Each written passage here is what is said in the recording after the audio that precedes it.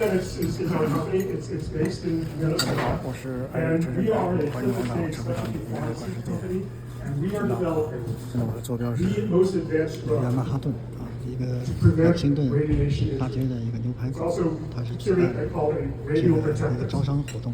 We are not a startup. 今天的招商 You 项 see 目 in 是 this slide, over to date, we have raised approximately $145 million in capital funding. 现在这 Of 个 that amount, close to $97 项目已经有 million 人正在 is 介 in the 绍 form of non-dilutive federal grants and contracts.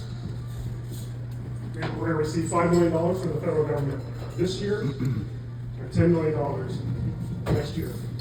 So we have the potential for near-term commercial revenues within 18 to 24 months once we get emergency use authorization from the FDA. I'll go into more detail of that in some subsequent slides. Our intellectual property includes fast track, FDA approval, and orphan drug designation, which will give us market exclusivity for 7 years. So what is the problem that we are trying to solve? It's an increasing level of toxic radiation on a global scale. There is right now no means to protect the military and the civilian population from harmful radiation. And so there's 3 areas of exposure. The first is soldiers on the battlefield. And I'm not talking about global nuclear warfare between us and some other country. I'm talking about much more limited forms, things like tactical nuclear weapons that President Putin has threatened, or a terrorist dirty bomb that can happen anywhere. New York City has been targeted, right, and other places across the world. And our special forces have missions to get nuclear materials that's out there.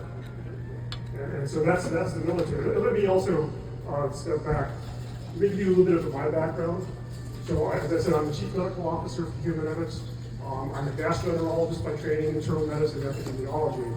But I also spent 38 years in the U.S. military. I retired as a rear admiral back in 2019. And my last job was I was the senior medical advisor for the chairman of the Joint Chiefs of Staff. My position was the Joint Staff Surgeon.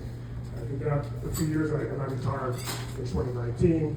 And then 3 years ago, 这个牛排馆 Ron 呢 asked me to join his team. 是这个招商机构常设的一个 So that's why I'm very 项目 familiar 发布地 with 点， the 我们 military, 每周都有 potential military use 项 of 目 what we 发 call 布活动、招 bioweapons, 商活动， which is our radio protectors. The other 都免费给你提供一 area 些餐 for 饮 harmful 这个 toxic 牛 radiation 扒、牛扒 is a nuclear power facility accident. 和沙拉和红酒。 So many in the audience here are as old as me, because in my lifetime and some of your lifetimes, there's been 3 accidents. So this is not just a theoretical thing.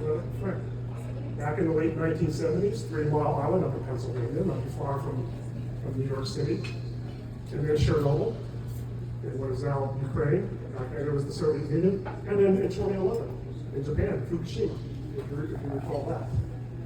And then the third and most prominent source of toxic radiation to humans is actually cancer radiation therapy, a medical treatment that a lot of patients can't handle the radiation 欢迎关注、转 that's going 发、 to cure their 订阅 cancer 我的频道，谢 because 谢。 there's no tissues to treat that radiation.